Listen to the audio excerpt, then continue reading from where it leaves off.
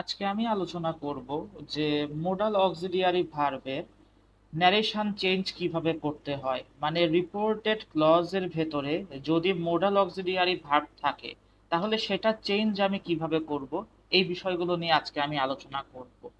প্রথমে আমরা যে মোডাল অক্সিলিয়ারি ভার্বটা নিয়ে আলোচনা করব সেটা হলো কি শ্যাল আর উইল।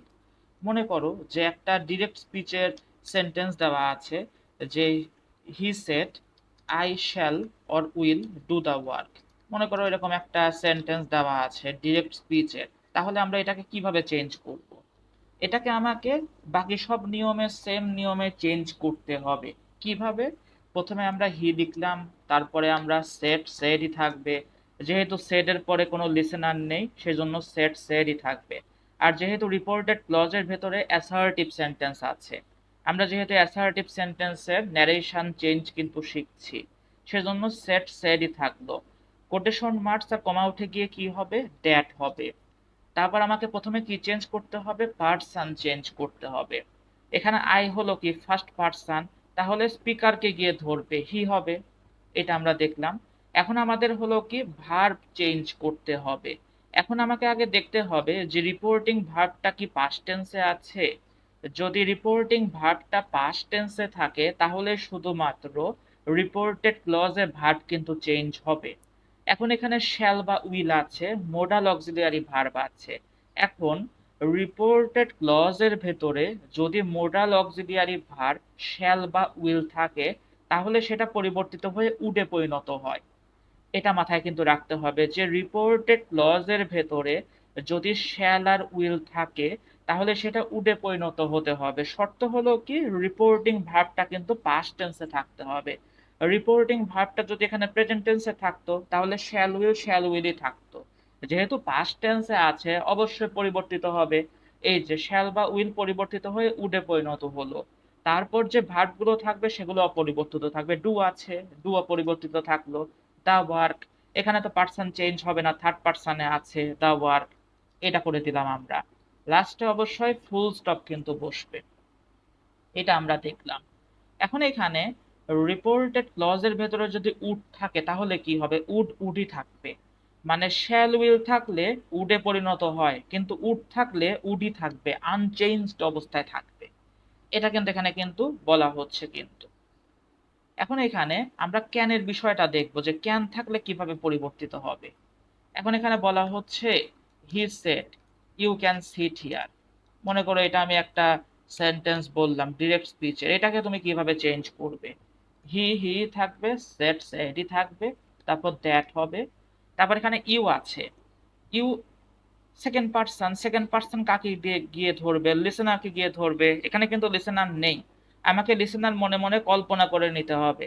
এখন আমি যদি ধরি যে he said to me you can sit here, me যদি ধরে নেই অর্থ কিন্তু ভালো মতো হচ্ছে যে he said to me you can sit here, me ধরে নিলাম। তাহলে মির পরিবর্তে ইউ এর পরিবর্তে কি হবে? আই হবে এখানে। এটা কিন্তু মি কিন্তু হবে না, কিন্তু হি সেড টু মি আমি ধরে নিচ্ছি, মিটা হলো কি অবজেক্ট ফর্মে আছে, কিন্তু এখানে ইউ হলো কি সাবজেক্ট ফর্মে আছে। পার্সন চেঞ্জের সময় আমাকে দেখতে হবে যে পার্সনটা সাবজেক্টিভ ফর্মে আছে, পজেসিভ ফর্মে আছে, না অবজেক্টিভ ফর্মে আছে, সেই অনুসারেই কিন্তু চেঞ্জটা হবে। এখানে কিন্তু মি হবে না, আই হবে। কারণ ইউ এখানে সাবজেক্টিভ ফর্ম, আইও আমাকে সাবজেক্টিভ ফর্ম হিসেবে বসাতে হবে, আই যেহেতু সাবজেক্টিভ ফর্ম সেই জন্য। এখন এখানে ক্যান যদি থাকে, ক্যান পরিবর্তিত হয়ে কুডে পরিণত হয়, এই যে আই কুড। তারপর সিট সিটি থাকবে। এইটা মোডাল অক্সিলিয়ারি ভার্বের ক্ষেত্রে বা যেসব ভার্বের মোডাল মিনিংস আছে সেগুলো চেঞ্জের ক্ষেত্রে রিপোর্টেড ক্লজের ভেতরে শুধুমাত্র মোডাল ভার্বটারই পরিবর্তন হয়, তার পরবর্তী যেসব ভার্ব থাকে সেগুলো পরিবর্তন হয় না। এখানে ক্যানের পরিবর্তে কি বসেছে? কুড বসেছে, কিন্তু সিট কিন্তু সিটই থাকছে, অন্য কিছু কিন্তু হচ্ছে না। হিয়ারের পরিবর্তে কি হয়? দেয়ার হয়। আমরা কিন্তু পড়েছিলাম যে কিছু টাইম অ্যাডভার্বিয়াল বা কিছু প্লেস অ্যাডভার্বিয়াল চেঞ্জ হয়ে যায়। ইয়েস্টারডে থাকলে দ্য প্রিভিয়াস ডে হয়, টুমোরো থাকলে দ্য নেক্সট ডে বা দ্য ফলোয়িং ডে হয়, এগুলো কিন্তু আমরা দেখেছিলাম। হিয়ার থাকলে দেয়ার হয়, নাও থাকলে দেন হয়, অ্যাগো থাকলে বিফোর হয়, এগুলো কিন্তু আমরা কিন্তু দেখেছিলাম। এই যে আই কুড সিট দেয়ার। আর আরেকটা জিনিস আমি কিন্তু বারবার বলছি যে যেই বাক্যেরই তুমি ন্যারেশন চেঞ্জ করো না কেন লাস্টে কিন্তু সবসময় পাংচুয়েশন মার্ক ফুল স্টপই হবে। সেটা অ্যাসার্টিভ সেন্টেন্সের ন্যারেশন চেঞ্জ করো আর যেটাই করো না কেন। আর এখানে মোডাল অক্সিলারি ভার্বের যে নিয়মটা আমরা দেখছি চেঞ্জের সব সেন্টেন্সের ক্ষেত্রে প্রযোজ্য। ইন্টারোগেটিভ সেন্টেন্সের ন্যারেশন চেঞ্জের ক্ষেত্রে এই মোডাল অক্সিলারি ভার্বের পরিবর্তন এইভাবে কিন্তু হবে। এখন এখানে ক্যান থাকলে কি হয়, কুড হয়। কুড থাকলে কিন্তু কুডই হবে, এটা হলো বিষয় কিন্তু। এখন এখানে মে থাকলে কিভাবে পরিবর্তিত হবে এটা আমরা মূলত দেখব।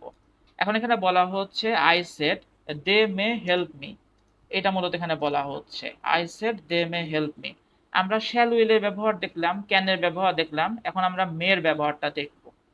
এখন এখানে কি বলা হচ্ছে, আই হবে, সেড সেডই হবে, দ্যাট হবে, দে কি পার্সন, দে হলো থার্ড পার্সন, থার্ড পার্সন থাকলে অপরিবর্তিত থাকবে, পার্সন চেঞ্জ হয় না। আমরা কি শিখেছিলাম পার্সন চেঞ্জের নিয়ম, যে ফার্স্ট পার্সন থাকলে স্পিকারকে গিয়ে ধরবে, সেকেন্ড পার্সন থাকলে লিসেনারকে গিয়ে ধরবে, আর থার্ড পার্সন থাকলে অপরিবর্তিত থাকবে। এখানে দে দেই থাকবে। মে পরিবর্তিত হয়ে কি হবে, মাইট হবে, এটা আমাদেরকে দেখতে হবে। মে পরিবর্তিত হয়ে কি হলো, মাইটে পরিবর্তিত হলো। তারপর হেল্প, এখানে হেল্পই থাকবে, আমি তো বললামই যে মোডাল অক্সিলিয়ারি ভার্বটা শুধুমাত্র চেঞ্জ হয় চেঞ্জ হলে, তারপরে যেসব ভার্ব থাকবে সেগুলো চেঞ্জ হয় না। এখন এখানে মি, মি বলতে কাকে বোঝানো হচ্ছে, ফার্স্ট পার্সনকে বোঝানো হচ্ছে। এখানে ফার্স্ট পার্সনকে গিয়ে ধরবে, আই কে ধরবে, মি মি থাকবে, চেঞ্জ তো হবে না। দে মাইট হেল্প মি, এটা কিন্তু আমরা কিন্তু দেখতে পেলাম যে মেয়ের পরিবর্তনটা আমরা কিন্তু দেখতে পাচ্ছি যে মেয়ে কিভাবে পরিবর্তিত হচ্ছে এইটা। এখন এখানে মনে করো উড দিয়ে আমি যদি একটা উদাহরণ দেখাই, যে হি সেড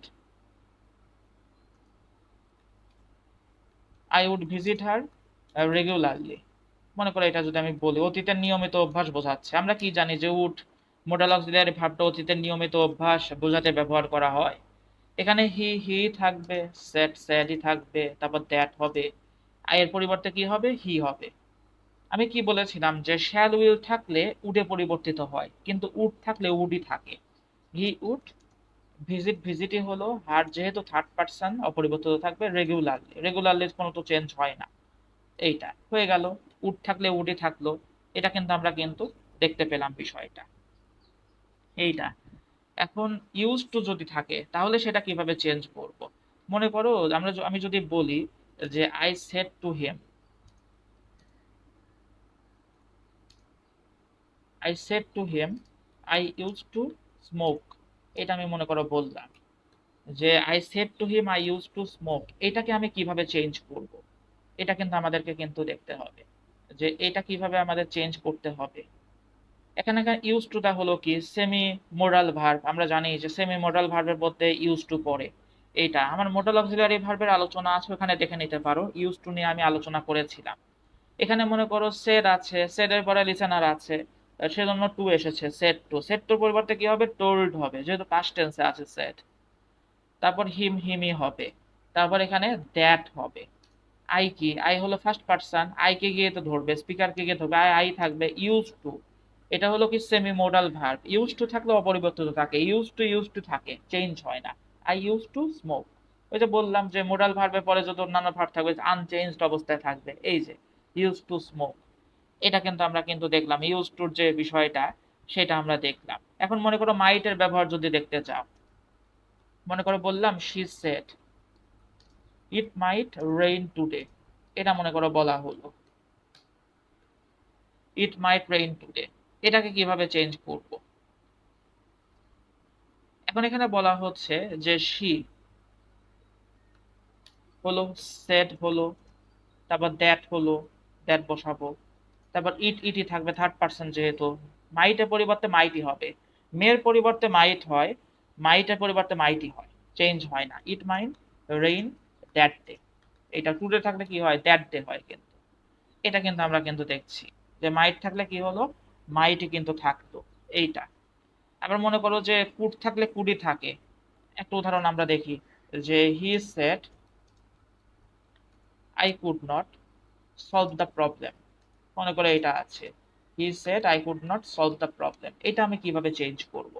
হি হি থাকলো, সেড সেডই থাকবে, তারপর দ্যাট হবে, আয়ের পরিবর্তে কি হবে, হি হবে, ফার্স্ট পার্সন যেহেতু, কুড নটই থাকবে, কুডের পরিবর্তে তো চেঞ্জ হয় না, ক্যান থাকলে কুড হয়, কিন্তু কুড থাকলে তো কুডই হয় এইটা। He could not solve the problem, এটা কিন্তু আমরা দেখতে পেলাম। যে কুডের ক্ষেত্রে ব্যবহারটা আমরা দেখতে পাচ্ছি। এখন এখানে তোমার হলো নিড যদি থাকে, সেমি মডাল ভার্ব যদি নিড থাকে তাহলে কিভাবে চেঞ্জ হবে? মনে করো আমি যদি বলি যে he said to me you need not wait, এখানে নিডটা কিন্তু সেমি মডাল ভার্ব, এই যে নিডের পরে ওয়েট কিন্তু এখানে কিন্তু ভার্বের বেস ফর্ম।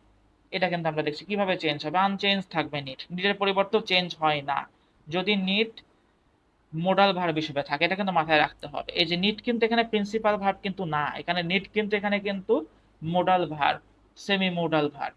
এইটা এখানে সেড টু আছে, টোল্ড হয়ে যাবে হি টোল্ড মি দ্যাট। ইউটা হলো কি সেকেন্ড পারসন, কাকে গিয়ে ধরবে, লিসেনারকে গিয়ে ধরবে, মি আছে এখানে, ইউ সাবজেক্টিভ ফর্ম, মিরও সাবজেক্টিভ ফর্মে বসবে, আই হবে। নিড কি থাকবে? অপরিবর্তিত থাকবে, নিডের পরিবর্তন হবে না। এইটা নিড নট ওয়েট, এটা কিন্তু আমরা দেখলাম যে নিডের পরিবর্তনটা কিন্তু কিভাবে হচ্ছে এই বিষয়টা। আর আরেকটা বিষয় যেটা সেটা হলো যেখানে তো আমরা কিছু মোডাল ভার্বের পরিবর্তন দেখলাম, যে শ্যাল উইলের ব্যবহার আমরা দেখলাম, তারপর ক্যানের ব্যবহার দেখলাম, মেয়ের ব্যবহার দেখলাম, তোমার হলো কুডের ব্যবহার দেখলাম, নিডের ব্যবহার দেখলাম, ইউজ টু ব্যবহার দেখলাম, বেশিরভাগ মোডাল অক্সিলারি ব্যবহার কিন্তু আমরা দেখলাম। মাস্টের পরিবর্তন আমাদেরকে দেখতে হবে, এটা আমরা পরবর্তী সেশনে দেখবো যে মাস্টের পরিবর্তনের নিয়ম একটু বেশি সংখ্যক আছে, সেজন্য আমি আজকে আলোচনা করছি না। আজকে আমি আর একটা নিয়ম আলোচনা করে শেষ করব, সেটা হলো যে রিপোর্টেড ক্লজের ভেতরে যদি ইউনিভার্সাল ট্রুথ থাকে, ইটারনাল ট্রুথ থাকে, তাহলে কি হবে?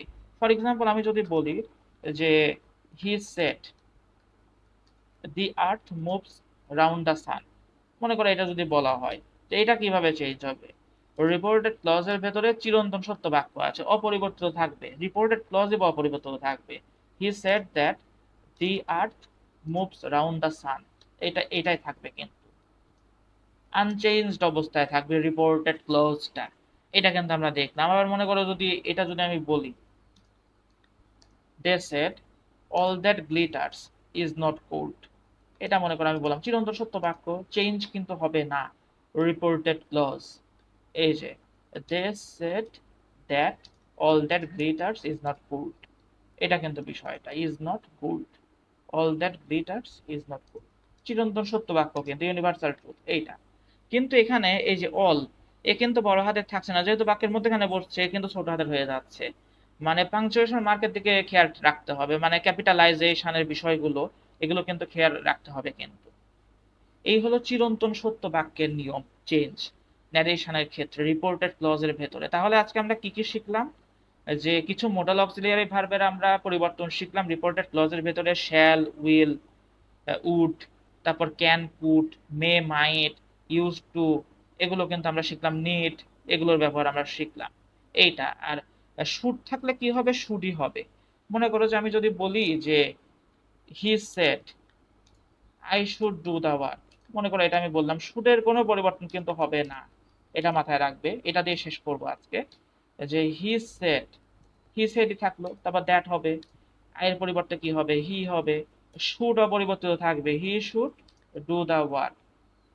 এখানে তোমার হলো কি থার্ড পারসন আছে দা ওয়ার্ক, সেজন্য অপরিবর্তিত থাকবে। এটা কিন্তু বোঝানো কিন্তু হচ্ছে এখানে। এইটা শুড থাকলে শুডই কিন্তু থাকে। আর সামনের দিন আমরা মূলত মাস্ট নিয়ে আলোচনা করব, যে মাস্ট থাকলে কিভাবে চেঞ্জটা হচ্ছে।